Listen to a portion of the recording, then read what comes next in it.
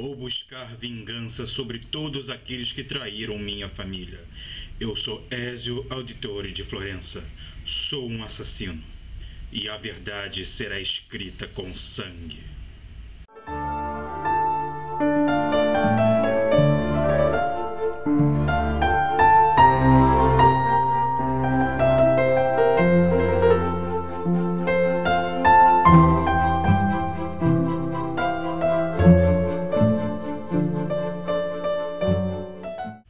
Olá amigos leitores, sejam bem-vindos a mais um Não Sou Crítico Literário.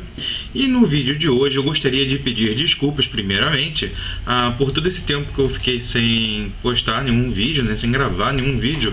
É porque também no meu trabalho aconteceram algumas coisas que exigiram a minha total dedicação. Então eu acabei ficando bem cansado e bem ocupado nesse meio tempo e não pude gravar. Tanto que até demorei um pouquinho para acabar de ler um livro que estou lendo, né, As Brumas de Avon. Estou acabando já de ler nas últimas páginas, já aquele momento de tensão. Mas sem mais delongas, no vídeo de hoje eu gostaria de falar sobre um livro que também demorei bastante para ler, só que por outros motivos, que é o Assassin's Creed Renascença. Aqui, como é que vocês podem ver? Nesse livro, demorei bastante para lê-lo, porque eu estou lendo ele desde outubro, desde as minhas férias de outubro. Aconteceu de lançarem outros livros que eu estava lendo, que eram livros que finalizavam séries, como o Trono, a Sombra da Serpente, né, das Crônicas dos Kane, e Herança, do ciclo da Herança do Eragon. Então, fora isso, tiveram outros livros. Eu reli também, entrou num projeto também de reler As Intermitências da Morte, junto com a Cláudia, do canal da Mulher que Ama Livros. Então acabou sendo um pouquinho negligenciado, coitado, né? Até nos 7 Pecados Capitais da leitura, né, ele acabou figurando. E não se deixe enganar porque ele é um livro de videogame ou baseado em um jogo de videogame, ou porque eu demorei tanto para lê-lo, né? Na verdade, ele é um livro muito bom. Ele é um livro que realmente é um livro de ficção histórica, né, que usa alguns personagens históricos para poder contar, né, a história do Ezio Auditore da Firenze, né, Auditore, e foi escrito por Oliver Baldwin. E ele é baseado mesmo no universo do Assassin's Creed, e é baseado também no Assassin's Creed 2, né, o segundo jogo. Eles começaram, por que eles começaram pelo segundo jogo? Eu não sei, talvez seja porque o Ezio ele é um personagem mais carismático do que o Altair, que seria o do primeiro Assassin's Creed, que não fez tanto sucesso assim, muita gente reclama, não sei porquê. Mas não estamos aqui para falar do jogo, e sim para falar do livro. O livro é muito interessante, ele conta a história do jovem Ezio, que lá pelos seus 18 anos, ele não queria saber nada, não queria nada com a Horda, né, como chamam aqui, não queria nada com a Horda do Brasil, não queria nada sério da vida. Ele tinha um grupo de amigos, uma gangue, que tinha uma rixa com outro rapazinho, e a história praticamente começa nisso, né? Pelo menos no jogo começa dessa forma, ele brigando com aquela gangue, e de repente ele sofre toma uma pedrada, e o irmão dele vai ajudar e tudo mais. E nós somos apresentados à família do Ezio também, né? Ele tem 2 irmãos, um mais novinho e um mais velho do que ele, e também tem uma irmã. O pai dele é um banqueiro influente na cidade, né, de Florença, e ele esperava que o Ezio, né, continuasse o legado dele, já que ele não seguiu outros caminhos. Ele queria que ele cuidasse dos negócios da família, que ele estudasse e mantivesse o negócio da família. Sendo que o pai dele tinha alguns inimigos e tal. De repente, numa reviravolta dos fatos, ele percebe que, né, o pai dele e os irmãos, a família dele inteira é pega como traidores e são enforcados em praça pública. Ele conseguiu salvar a mãe e a irmã, mas infelizmente o pai, o irmão mais velho, o irmão mais novo, até o menininho, foram enforcados em praça pública na frente do próprio Ezio. E ele estava lá escondido, estava foragido também.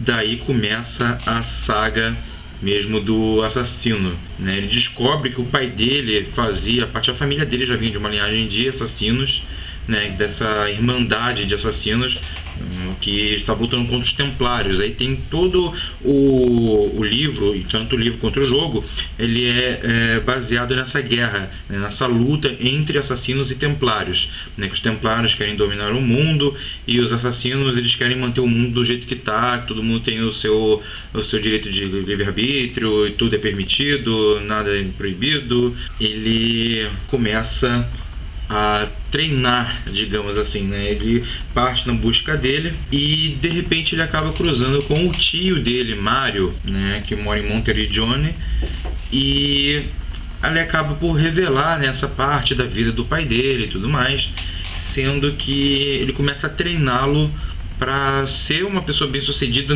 dentro da Irmandade, né, e para ele obter a vingança dele. E também temos um fato interessante que há de ser, né, falado, é o Leonardo da Vinci é um grande amigo, ele acabou conhecendo nesse meio tempo, né, antes de começar a vingança dele, que tinha conhecido o Leonardo da Vinci. E depois que a vingança começa ele começa a jornada da vingança, o Leonardo da Vinci ele acaba se tornando como um cientista maluco, né, por assim dizer, como se o Ezio ele fosse um super espião, à la 007, e o Leonardo da Vinci ele fosse o super inventor que fizesse, né, todas as geringonças que ele usa para poder assassinar, né, mais fácil, digamos assim. E ele cria vários dispositivos e máquinas e coisas a fim de o Ezio alcançar o objetivo dele, né? Que vai aumentando, porque ele tem a princípio, né, esse intuito de vingar os pais, não, o pai na verdade, e os irmãos. Só que depois ele percebe que a coisa é muito maior do que só a vingança. Ele acaba dedicando a vida dele à vingança, à causa dos assassinos. Até por conta disso, ele acaba perdendo, digamos, o amor da vida dele, né? Porque ele era apaixonado pela Cristina Calfucci, que é, né, para ele o grande amor da vida dele. Ela acaba casando por conta do treinamento dele, que ele ficou desaparecido durante anos, né, com o tio dele lá em Monteriggioni, cumprindo algumas missões, e ele ficou anos desaparecido de Florença. E nesse meio tempo a vida seguiu e o pai dela obrigou ela a casar ofereceu ela em casamento a outra pessoa.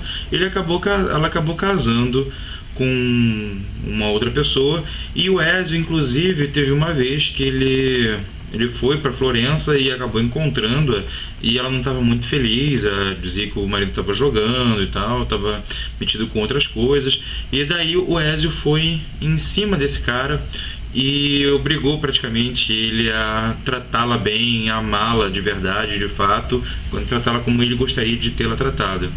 E daí ele promete tudo mais, e no fim ela acaba morrendo, né? Ela morre, né? Um spoiler tanto do jogo quanto do livro. E o Ezio ele encontra também nesse aspecto, já partindo por esse aspecto amoroso, ele encontra outras mulheres e nunca chegam à altura, né, do amor que ele tinha pela Cristina, mas ele não é uma pessoa tão solitária assim. Ele acaba dedicando a vida dele à causa, né, da Irmandade dos Assassinos, e por conta disso ele acaba não tendo muitas coisas, né, muita coisa pessoal. Ele não tem muita vida pessoal, né? Como a vida dele está destinada para a causa, ele acaba abrindo mão de algumas coisas, mas não que isso seja tão ruim para ele. Ele é bem sucedido, né, na vingança dele, só que acaba, como eu já havia dito antes, a perspectiva ela aumenta, a missão dele ele percebe que é muito maior, que inclusive ele passa a buscar uma coisa que o pai dele, né, já havia tentado buscar antes, que eram os pedaços do paraíso, né, ou a maçã, né, um pedaço do Éden, que são alguns artefatos que por eles eram considerados mágicos, e que a gente acaba percebendo, né, com nossa visão atual, que seria algum dispositivo do futuro, né? Tanto o jogo ele aborda, né, esses astronautas, deuses astronautas e tudo mais, e esse pedaço do Éden seria alguns itens deixados para trás por eles, né? Ele vai acabando lutando contra acaba lutando contra a igreja da época, né, que inclusive alguns de vocês já ouviram falar, na verdade, do Borgia, né, dos Borgias. E, inclusive os Borgias são considerados no jogo como templários e, né, como templários e assassinos não se bicavam muito, ele teve que lutar contra.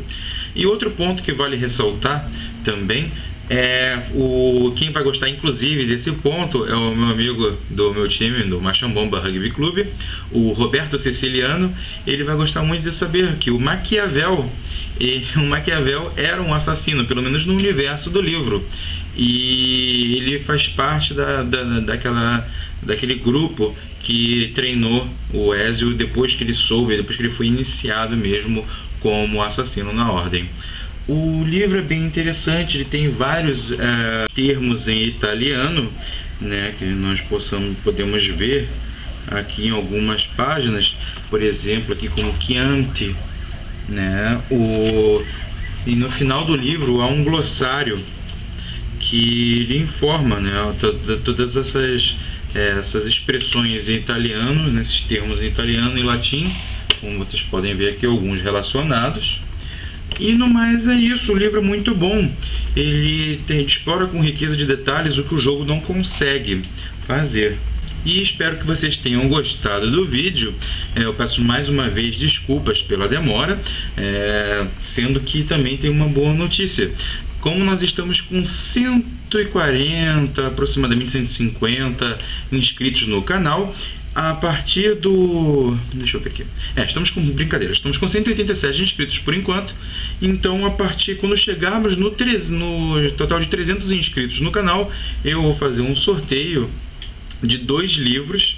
E esse vídeo que eu vou fazer quando chegarmos nos 300 inscritos é que eu vou explicar como fazer para poder participar do sorteio. Então é isso, espero que vocês tenham gostado do vídeo e boas leituras!